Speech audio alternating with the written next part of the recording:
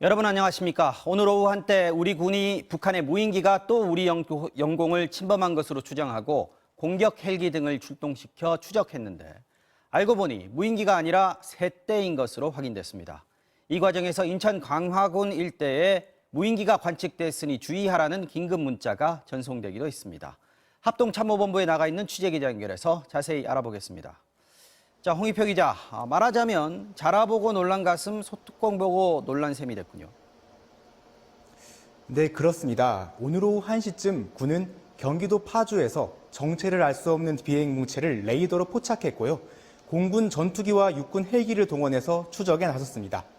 저희 취재진이 오늘 오후 인천 강화도, 경기도 파주와 김포 지역에서 촬영한 영상에도 군 헬기들이 연이어 포착됐는데요. 아파치 공격 헬기는 물론이고 대형 헬기 치누크로 보이는 기종까지 상공을 날았습니다. 한때 10대 가까운 헬기가 강화도 인근을 오가며 수색하는 모습이 목격됐습니다. 그리고 오후 3시를 전후해서 강화군 성모도 지역에 무인기가 관측됐다. 안전에 유의해달라는 지역 문자가 지역 주민들에게 발송됐습니다. 때문에 현지 주민이나 온라인상에서는 어제에 이어 북한 무인기가 또다시 영공을 침범한 것 아니냐는 우려가 이어졌는데요. 오후 4시까지 약 3시간 동안 탐지를 한 군은 결국 비행 물체가 무인기가 아닌 것을 확인했습니다. 우리 군 조종사가 가까이 가서 육안으로 확인한 결과 무인기가 아니라 새떼였던 겁니다. 적 무인기가 아니라 새떼였기 때문에 경고 사격 등은 하지 않았습니다.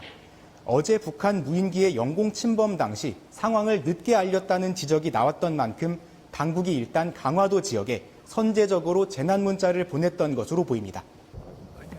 자, 그럴 수도 있겠다. 이해하는 국민들도 있겠지만 아무리 그래도 첨단 기술을 갖춘 군인데 새떼하고 무인기를 혼동할 수가 있나 좀 답답해하는 국민들도 있을 것 같습니다. 네, 어제 침투한 무인기의 크기는 2m 정도 되는 소형 기종이라는 군 설명이 있었죠. 통상 비행체를 탐지하는 레이더상에서는 이와 비슷한 크기의 새떼와 명확히 구별이 되지 않을 수 있습니다. 특히 어제 침투한 북한 무인기는 레이더상에 사라졌다 나타났다를 반복했는데 새떼가 이동하는 모습도 이와 비슷하게 잡힌다는 게 군 관계자의 설명입니다. 때문에 군 항공기들이 출격해서 가까이 가서 조종사의 육안으로 무인기인지 확인해야 하는 것이고요. 과거에도 비슷한 사건이 있었습니다. 지난 2019년에도 기러기로 추정되는 새떼를 무인기로 오인해서 공군 전투기가 출격하기도 했습니다. 다만 앞으로의 대응이 더 중요할 텐데요. 군 스스로 강조한 것처럼 탐지 역량을 강화하기 위한 장비와 인력 보강이 신속히 이루어져야 할 것으로 보입니다. 지금까지 합동참모본부에서 전해드렸습니다. 여당 내에서 북핵 위기가 임박하면 제주에 핵무기를 배치하고 신공항을 건설할 때 여기서 전략 폭격기가 이착륙할 수 있게 해야 한다는 주장이 나왔습니다. 제주도 정치권과 시민단체가 강하게 반발하는 등 논란이 확산되자 국민의힘은 회의 중에 나온 개인 의견일 뿐이라고 서둘러 선을 그었습니다. 송원일 기자가 보도합니다. 어제 국회에서 열린 국민의힘 북핵위기 대응 특별위원회 회의에 제출된 문건입니다. 특히 최종 보고 및 건의사항이라는 문건에는 북한의 핵공격이 임박할 경우 미국 핵무기를 한반도에 전진 배치하는데 제주가 최적지라고 적혀 있습니다. 특히 제주 신공항을 건설할 때 미국의 전략 폭격기 이착륙이 가능한 활주로와 핵무기 임시 저장 시설 구축을 고려해 추진하는 방안도 제시됐습니다. 제주는 곧 발칵 뒤집혔습니다. 오영훈 제주도지사는 긴급 기자회견을 열고 있을 수 없는 일이라고 비판했습니다. 제주 제2공항이 군사공항으로 활용된다면 건설 자체를 반대한다는 입장을 밝힙니다. 야당과 시민단체들도 잇따라 국민의힘을 비판했고 제주도민들도 우려의 목소리를 냈습니다. 그 공항 같은 게 이제 전략적으로도 이용될 수도 있고 또 어떤 도민의 안전이라든가 평화를 위해서도 뭐 바람직하지 않다고 생각하고 그런 게 들어오면 확실히 평화라는 이미지가 좀 많이 깨질 것 같긴 해요. 이에 대해 국민의힘 북핵위기 대응 특위 측은 회의 중 나온 개인 의견일 뿐 최종 보고서에는 제주도 핵 배치에 관한 내용이 포함되지 않았다고 해명했습니다. 제주도 같은 경우에 이제 공항을 새로 만든다고 하면 북한 핵을 억제하는 데 필요한 대형 수송기가 이착륙이 가능한 정도까지도. 하지만 제주도는 신공항에 군사시설 설치를 반대하고 있어 논란은 쉽게 가라앉지 않을 전망입니다. MBC 뉴스 송원일입니다.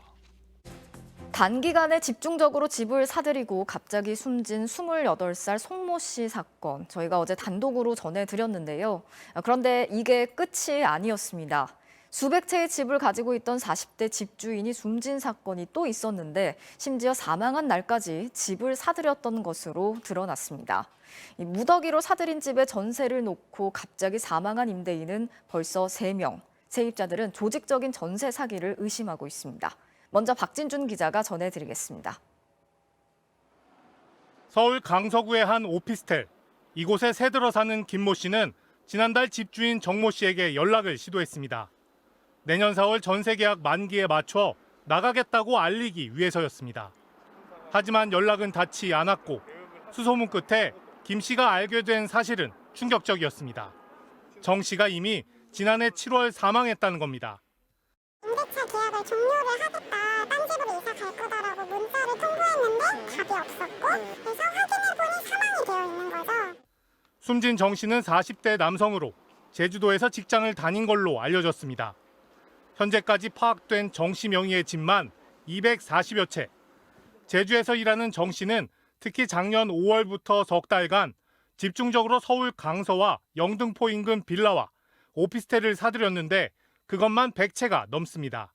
사들인 240여 채를 본격적으로 세를 놓기 시작했는데 전세 계약엔 대부분 대리인이 참석했다고 합니다. 정 씨와 한 세입자가 맺은 전세 계약서입니다. 잔금 날짜는 작년 7월 30일. 등기부 등본을 보니 바로 이날 집주인이 정 씨로 바뀌었습니다. 세입자 돈을 받아서 그 돈으로 집을 구입하는 잔금을 치른 겁니다. 그런데 정 씨가 전세 계약을 맺은 이날은 정 씨가 사망한 날과 동일했습니다. 사망 경위는 정확히 알려지지 않았습니다. 장례식장 제주도 근처에 있는 다 전화해 가서 전으로 장례식 된 게 있냐 해서 30일 날에 있었다 해서 알았어요. 세입자들은 조직적인 전세 사기의 과정에 정 씨가 있었던 것이 아닌가 의심하고 있습니다. 아무래도 2, 3개월 만에 집중적으로 그렇게 많은 건물을 계약을 하고 같이 다 준비를 한 거죠. 58채의 집을 사들인 뒤 돌연 사망한 28살 송모 씨. 매매와 전세 계약서에 쓰인 전화번호는 달랐습니다.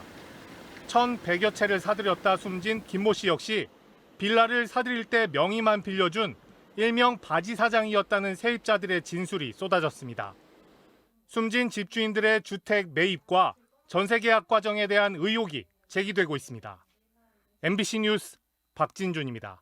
12구 참사 의혹을 수사 중인 특별수사본부가 참사 당시 희생자 한 명에게 가해진 압력이 3,000뉴턴, 환산하면 약 300kg의 무게로 누르는 정도였다고 분석했습니다. 좁고 경사진 골목에 양방향 통행 인파가 폭증하다 보니 성인 2~3명을 한 번에 넘어뜨릴 만한 힘이 발생했고 연쇄적으로 넘어지는 상황으로 이어졌다는 겁니다. 김태훈 기자가 단독 취재했습니다. 참사가 발생한 이태원 해밀턴 호텔 옆 골목. 골목 전체 길이는 40m지만 사망자 대부분은 5.7m 구간에서 발견됐습니다. 면적으로는 18제곱미터에 불과한 구간입니다. 파이어라인 저쪽 쳐져 있지 않습니까? 바닥에.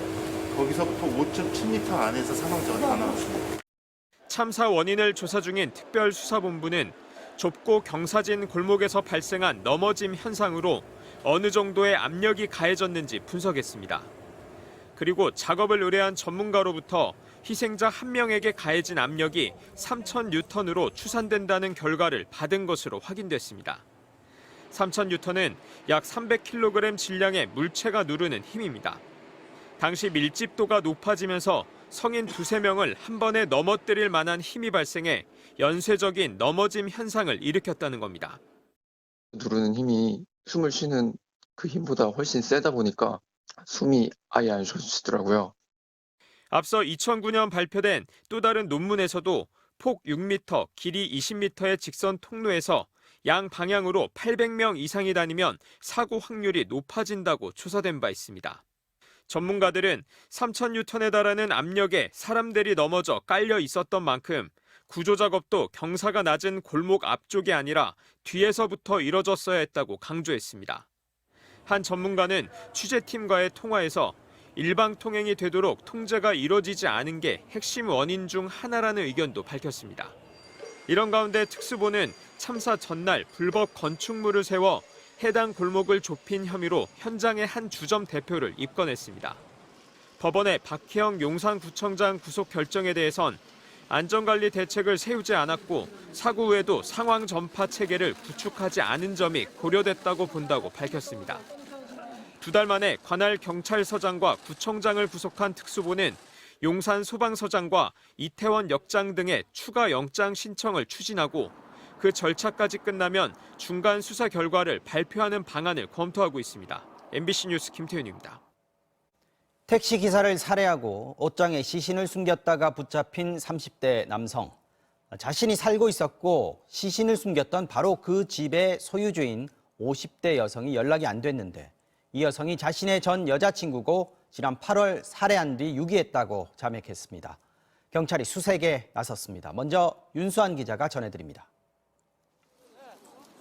오늘 오후 경기도 파주시 공릉천 눈 덮인 하천변을 따라 수십 명의 경찰관들이 풀숲을 헤치며 줄지어 내려갑니다. 이 하천은 이틀 전 택시기사의 시신이 발견된 파주의 아파트에서 약 5km 정도 떨어진 곳입니다. 택시기사를 살해하고 옷장에 숨겼다가 붙잡힌 32살 이모 씨가 전에도 살인한 적이 있다고 진술해 경찰이 수색에 나선 겁니다. 경찰에 따르면 이 씨는 지난 8월쯤 함께 살던 50대 여성을 살해했고 공릉천 주변에 유기했다고 진술했습니다. 지목된 여성은 이 씨가 살던 아파트의 소유주이자 이 씨와 과거에 교제했던 것으로 전해졌습니다. 남자는 사람인데 둘이 배트 끌고 다니고 둘이서 배트 끌고 다니고 그랬었는데. 당초 이 씨는 해당 여성의 소재가 묘연하다는 경찰의 추궁에 넉 달 전 사업을 위해 지방에 내려갔다고 주장해왔습니다. 하지만 이 씨의 집안에서 여성의 휴대전화가 발견된 데 이어 차량에서도 여성의 신분증이 발견되자 범행 사실을 자백한 것으로 전해졌습니다. 경찰은 발견된 피해 여성의 휴대전화를 집중 분석하는 한편 금융거래와 통화 내역도 확인하고 있습니다. 특히 여성의 신용카드로 억대에 가까운 돈이 사용된 정황을 포착했습니다. 취재팀이 여성의 아파트 등기부 등본을 확인해보니 세 군데 카드사가 지난 10월과 11월에 걸쳐 9,700만 원 상당의 가압류를 설정해두고 있었습니다. 경찰은 이 씨가 여성의 신용카드를 이용해 대출을 받았을 가능성 등을 염두에 두고 범행과의 관련성을 따져보고 있습니다. 이 씨는 최근 택시기사를 살해한 뒤에도 숨진 기사의 신용카드 2장을 사용해 5천만 원 넘게 썼는데 사용 내역에는 명품 가방 등도 포함됐던 것으로 전해졌습니다. 이 씨는 뚜렷한 직업은 없는 것으로 파악됐습니다. MBC 뉴스 윤수환입니다.